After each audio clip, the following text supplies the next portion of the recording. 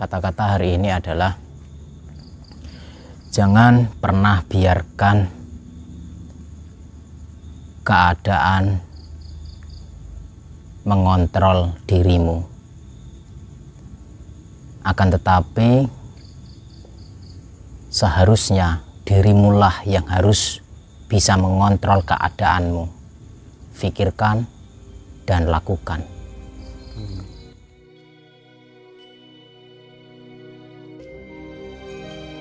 Assalamualaikum warahmatullahi wabarakatuh.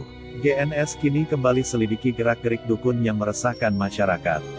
Sama seperti beberapa dukun sebelumnya, yang waktu itu Gus Nur Syamsun grebek, yaitu dukun yang suka membantu pelet wanita cantik.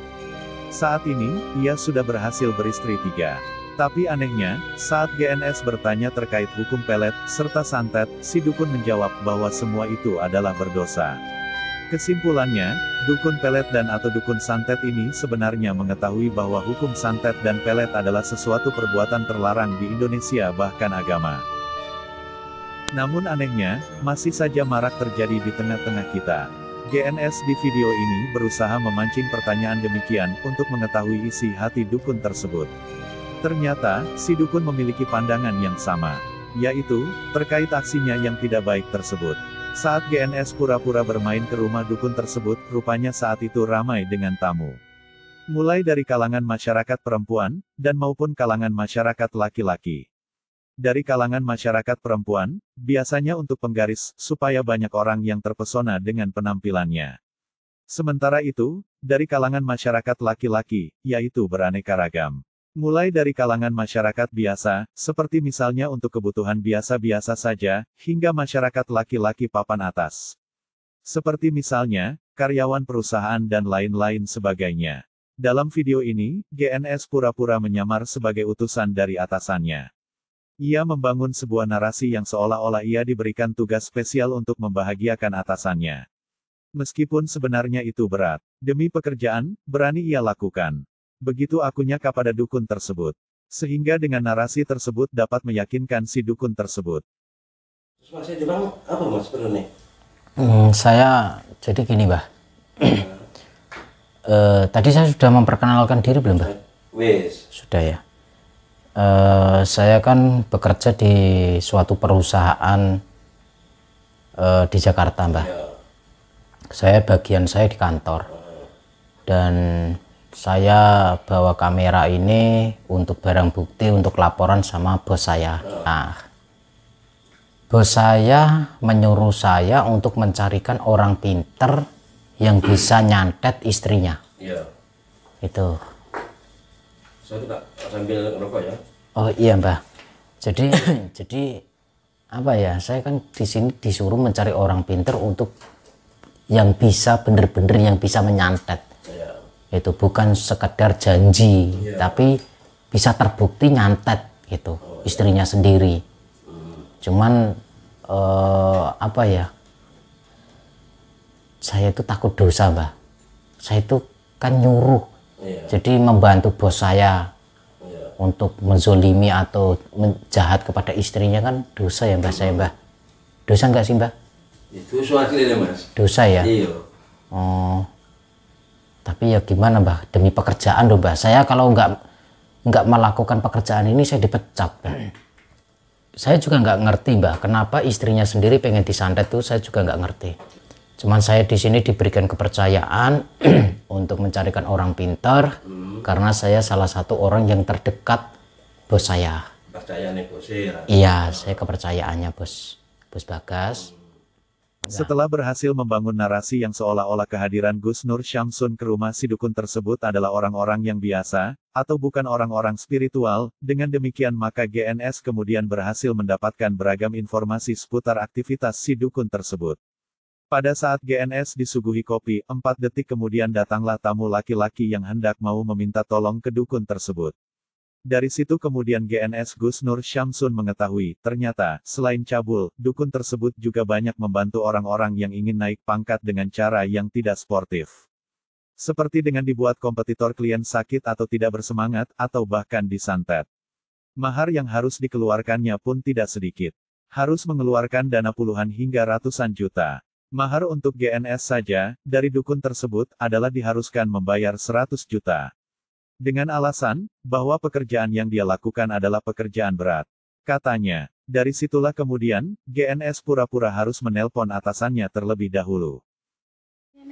Wes seksi gini, pakai baju nggak boleh. Mbak, saya minum ya, Mbak? Oh iya, monggo. Mbak, monggo, Mbak. Kopi nih, Mbak. Monggo. Tamu meneh. Ini, ano apa, Mas? Oh. Ini monggo. Tamunya banyak ya, Mbak? Ya, lumayan, Mas. Nggih niku mangke anu mawon kula kirim foto. Ya wis fotone gitu. Sing wingi syaratnya wingi lalu kirim gini. Tak kirim bojo kowe gak apa. Lah iki lain seminggu. Nggih pun Mbah kula pamit riyen Mbah. Ya wis ngene hati, omongmu atuh masalah ngomong itu. Ya wis hati ya. Oh, iya.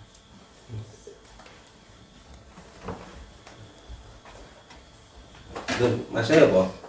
Kalau badhe wonten perlu Mbak. Kan wonten Mbak. Saya tadi dari Semarang, itu mau ke rumahnya Mbak. Dan dapat info dari teman dan itu. Nah, kesini saya minta tolong Mbak, karena ada permasalahan di kantor. Dan saya kerja di kantor, ada tender kan gitu. Dan otomatis kan tendernya kena teman saya. Rebutan. Ya. Rebutan tender. Dan otomatis kan seharusnya kan saya kan gitu. Saya sudah mengeluarkan uang banyak, otomatis kan saya sakit hati kan gitu. Nah, saya minta tolong Mbak untuk nyantet kan gitu. Iya, kasusnya bodoh meneh iki. Tender Masih itu ke Jakarta. Tender itu apa sih? Proyek kayak Tender proyek iku lho, Mas. Oh, pembangunan. Rebutan tender. Oh, mandor. Iya. Oh, terus kalau mahar saya berapa? Sampeyan karo Mas iki, sampeyan sini Mas Agung. Mas Agung yang foto kasusnya ya. Fotonya nete. Mas Agung dari mana? Dari Semarang. Oh, dari Semarang. Saya dari Jakarta. Status gak apa-apa. Saya sudah di Jawa itu sudah nggak salah 5 tahun itu proyek. Terus sekarang dapat di Semarang itu. Oh, lah aslinya mana? Aslinya saya Madiun, Oh, terus tinggal di Semarang. Semarang kan gitu. Oh, iya. Dapat tender proyek di Semarang. Iya.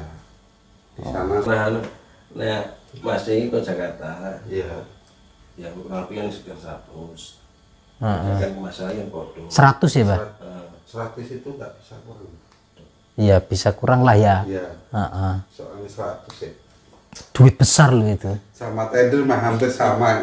Oh. Pengeluarannya gitu. Heeh. Kalau saya sih Nanti kan itu kalau sudah out teman saya itu nanti kan tender bisa kepada Iya. saya lagi kan gitu. Maksudnya. Ini Mas. GNS dalam kesehatan tersebut berusaha tidak menampakkan kaget terkait dengan setiap tutur kata dari dukun. Meskipun GNS sudah greget karena memberikan patokan harga yang relatif menyakitkan hati. 100 juta loh. GNS pura-pura menelpon atasannya, sembari mohon izin keluar sebentar, supaya tidak mencurigakan pihak dukun. Sembari tersenyum, GNS pura-pura keluar ruangan, sembari menyusun strategi selanjutnya bagaimana. Ini dukun yang dihadapi bukan dukun sembarangan. Lumayan cukup lihai. atau gini saja, Mbah. Kalau saya mungkin nanti saya telepon bos saya dulu. Apa namanya, nanti biar transfer ke saya, habis itu nanti saya bayar langsung cash ya. Oh ya, nggak apa-apa. 100 juta ya. Jadi pengennya kan Bu Lina Hapsari ini disantet sampai meninggal. Itu paling cepat berapa hari? Paling lama 5 kilo, Mas. Paling lama 5 hari. Iya. Oke. Paling lama 5 hari. Berarti sama. Sama ya. Nyantet juga ya? Iya. Oh. Kayak fotonya. Foto juga. Oke. Gue pengen 3. Kalau fotonya ada di HP tapi di foto profil bisa? Iso.